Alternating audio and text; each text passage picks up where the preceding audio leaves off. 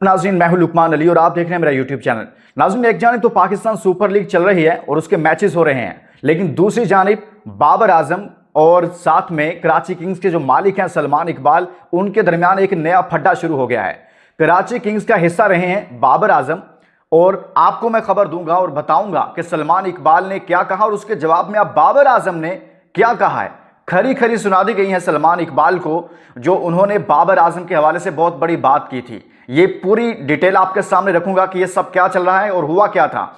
दूसरा, कराची किंग्स और मुल्तान सुल्तान का मैच होता है। कराची किंग्स और कोयटा ग्लैडिएटर्स का मैच होता है और कराची किंग्स ने कोयटा को शिकस्त दे दी है। लेकिन हैरानकुन तौर पर कोयटा ग्लैडिएटर्स के captain Saud Shakeel not out जाते हैं, ओपनर आते हैं और बगैर मैच जितवाए वापस जाते हैं और कोयटा को शिकस्त हो जाती है। उन्होंने एक नया रिकॉर्ड बना दिया है, यानी कि एक शख्स बतौर ओपनर आता है T20 में और वो पूरे के पूरे 20 ओवर्स तकरीबन खेल जाता है और फिर वो नॉट आउट जाता है। ये एक नया रिकॉर्ड बनाया है। क्या सऊद शकील डिबेट चल रही है कि ये भी बाबर आजम और मोहम्मद रिजवान साहब के नक्शे कदम पर चल पड़े हैं। और एक और बहुत बड़ा ब्लंडर जो कोयटा ग्लैडिएटर्स ने किया वो मैं आपके सामने रखूंगा, जो सबसे बड़ा जुर्म कर रहे हैं। मैंने कुछ दिन पहले कोयटा टीम के डायरेक्टर सरफराज अहमद साहब, जो कौमी टीम के साबिक कैप्टन हैं और कोयटा ग्लैडिएटर्स के भी कप्तान हैं, उनका इंटरव्यू किया अभी 4-5 दिन पहले, मेरे टीवी पर नशर हुआ, अपने टीवी शो के लिए मैंने किया। तो उसमें बहुत सारे उन्होंने बातें की हैं कि कोयटा ग्लैडिएटर्स में बहुत सारी चीज़ें खराब चल रही हैं। उन्होंने तो उस तरह से बात नहीं की, लेकिन वहां पर हम मौजूद थे, हम और प्लेयर से भी बातें की। कहीं ना कहीं से हमारे तक जो खबर पहुंची थी उस वक्त भी वो यही थी कि कोयटा ग्लैडिएटर्स में सऊद शकील साहब जो हैं और हेड कोच मोइन खान साहब जो हैं वो शायद सरफराज को बर्दाश्त नहीं कर रहे। और टीम के अंदर जो खराबी चल रही है कोयटा ग्लैडिएटर्स के अंदर, वो मैं आपके सामने रखूंगा कि क्या नए लड़कों के साथ ज्यादती की जाती है। वो पूरी डिटेल आप सुनिएगा दोस्तों।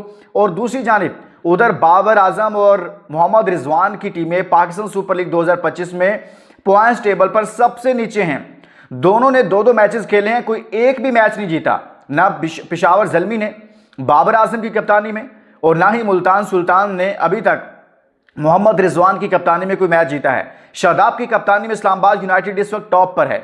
अब मैं दोस्तों सबसे पहले वो खबर जो बाबर आजम और सलमान इकबाल जो कि कराची किंग्स के मालिक हैं उनके दरमियान है वो आपके सामने रखूं, लेकिन उससे पहले मैं एक चीज़ डिस्कस करना चाहता हूं दोस्तों। बाबर आजम के फैन इस खबर का जरूर सुनिएगा, लेकिन सऊद शकील पर देखिए 40 बॉल पर सऊद शकील ने 33 रन बनाए। टारगेट था आपके सामने 176 का। सऊद शकील साहब खुद ओपनर आ रहे हैं। एक ऐसा बंदा कोयटा ग्लैडिएटर्स का कैप्टन है और ऐसा बंदा उसकी ओपनिंग कर रहा है जो पाकिस्तान की T20 फॉर्मेट में पाकिस्तान क्रिकेट बोर्ड समझता है ये तो T20 खेलने के लायक ही नहीं है, ये तो T20 खेलने के काबिल ही नहीं है। उससे वहां पर आप T20 फॉर्मेट से ड्रॉप करते हैं, यहां उसे कैप्टन बनाया हुआ है। और वो कैप्टन क्या कर रहा है, ख्वाजा नाफे जैसा यंगस्टर उसकी जगह बनती है बतौर ओपनर ख्वाजा नाफे की, लेकिन उसे कहां खिलाया गया, चौथे नंबर पर एक मैच दिया गया, कल शुएब मलिक को ड्रॉप किया गया, तो ख्वाजा नाफे को चौथे नंबर पर उन्होंने रन्स नहीं किए। लेकिन असल इशू यह है कि जिसकी जो स्लॉट बनती है भाईजान उनको दें। आप ओपनर ही नहीं है, आप कहां ओपनर हैं, आप टेस्ट प्लेयर हैं। आप एक तो आपको कप्तानी मिल गई, दूसरा आप भी बाबर और रिजवान की तरह इस्रार कर रहे हैं कि मैंने सिर्फ ओपनिंग ही करनी है। तो बेड़ा गर्क किया और एक नया रिकॉर्ड बना दिया कि साहब बहादुर जो हैं वो इतनी बुरी तरीन परफॉर्मेंस के साथ नॉट आउट आए। 40 बॉल पर 33 रन किए। आप ये देखिए 7 प्लेयर्स कोयटा के डबल फिगर में दाखिल नहीं हो सके। बाकी प्लेयर्स की क्या बात करूं, हसन नवाज की बात कर लेते हैं। हसन नवाज को देखें कि भाई हसन नवाज भी ओपनर है, उसे वन डाउन पोजीशन, लेकिन वन डाउन भेज दिया कोई मसला नहीं, लेकिन हसन नवाज मेरे ख्याल में अपने साथ खुद ज्यादती कर रहा है परफॉर्म ना करके। और हो सकता है कि इस PSL के बाद उसका भी कौमी टीम से सफर खत्म हो जाए जो उसे लेकर आए थे, क्योंकि साहबजादा फरहान उधर परफॉर्म कर रहा है, तो इन सब की जो है वो छुट्टी हो जाएगी। लेकिन दोस्तों एक और चीज जो मैं खबर आपके सामने रखना चाहता था वो ये थी, बाबर आजम से मुतल्लिक कराची किंग्स के जो मालिक है सलमान इकबाल, उन्होंने कहा कि बाबर आजम को जो कराची किंग्स छोड़ने की वजूहात हैं या कराची किंग्स से उनको निकाला गया है या फिर वो खुद छोड़ कर गए, उसमें उन्होंने कहा कि बाबर आजम को टीम मैनेजमेंट ये समझती थी कि वन ओपनिंग नहीं कराची किंग्स की तरफ से जब वो कराची किंग्स में थे, बल्कि वो बतौर वन डाउन पोजीशन पर आकर बैटिंग करें और बड़े अच्छे बैट्समैन हैं लेकिन वन डाउन। लेकिन बाबर आजम ये चाहते थे कि वो ओपनिंग करें, वो इसरार करते हैं कि वो बतौर ओपनर ही खेलना चाहते हैं। ये एक बहुत बड़ी बात है कि बाबर आजम कौमी टीम में हो तो वो ओपनिंग करना चाहते हैं, वो पेशावर ज़ल्मी के कैप्टन बने तो वो ओपनिंग करना चाहते हैं, जबकि पूरी दुनिया कहती है कि बाबर आजम मिडिल ऑर्डर का एक बेहतरीन बैट्समैन बन सकता है। लेकिन पता नहीं क्या इनसिक्योरिटी है इनके अंदर। यही इनसिक्योरिटी मोहम्मद रिजवान के अंदर है कि वो भी सिर्फ ओपनिंग करना चाहता है। यही मसला जो है वो अब सऊद शकील के अंदर है। यानी कि आपके पास ऐसे लड़के मौजूद होते हैं, पेशावर ज़ल्मी के पास भी ऐसे लड़के मौजूद हैं जो बाबर की जगह पर साइम के साथ ओपनिंग कर सकते हैं, लेकिन बाबर आजम नीचे नहीं आ रहे। नतीजा क्या निकल रहा है कि उनकी अपनी परफॉर्मेंस इतनी बदतरीन है। अभी तक पीएसएल के 2 मैचेस में शायद उनके 2 या 3 रन हैं, 2 रन हैं या 1 रन है, मैं बता नहीं, एक में तो 0 पर आउट हुए। लेकिन इसी तरह से मोहम्मद रिजवान ने एक मैच में तो स्कोर किए हैं, सेंचुरी की, लेकिन उनकी टीम हारी। उनकी भी बतौर ओपनर जगह नहीं बनती है।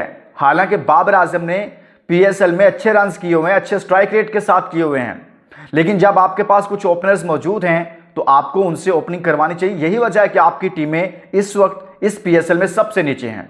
लेकिन जो सलमान इकबाल साहब वाली बात है उसमें राशिद लतीफ़ साहब ने कहा कि ये ऐसे नहीं है, ये मामला इस तरह से नहीं है, बल्कि बाबर आजम ने कराची किंग्स को इसलिए छोड़ा था कि उन्होंने मैनेजमेंट को लिख कर दिया। ये सुनने वाली बात है कि उन्होंने किसी एक खास शख्स की वजह से कराची किंग्स को छोड़ा।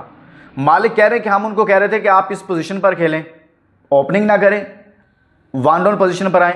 लेकिन राशिद लतीफ़ ने जो बाबर आजम से मुतल्लिक़ खबर दी वो ये थी कि भाई बाबर आजम जो हैं वो किसी एक शख्स की वजह से, कि यानी कि ये होगा तो मैं नहीं होगा। वो कौन है? अब इस बारे में तो हम खोज लगाएंगे कुछ दिनों में कि वो कौन सा बंदा था जिसकी वजह से बाबर आजम ने अगर वाकई में ऐसे कराची किंग्स को छोड़ा तो वो कौन है। तो दोस्तों आज की वीडियो में हमने कुछ बात की है, लेकिन ये जो कोयटा ग्लैडिएटर्स के साथ चल रहा है ना, ये कोयटा ग्लैडिएटर्स वहाँ टीम है जो नदीम उमर साहब हैं और कोयटा ग्लैडिएटर्स के जो मालिक हैं, जो मैनेजमेंट है ना, ये आज से कई साल पहले से कराची में क्रिकेट से वाबस्ता लोग हैं। इनका एक बैकग्राउंड है। जब मैंने सरफराज अहमद साहब से पूछा कि आपके मालिकान के साथ ताल्लुकात अच्छे हैं, तो उन्होंने कहा बिल्कुल अच्छे हैं। मैंने कहा कोयटा ग्लैडिएटर्स के साथ आपका सफ़र कैसा चल रहा है? उनका बहुत अच्छा, बड़ी अच्छी रफाकत रही है, क्योंकि मैं शुरू से कराची में इनके साथ अटैच रहा हूँ, उनकी तरफ से खेला हूँ, वहाँ पर ट्रेनिंग करते रहे हम।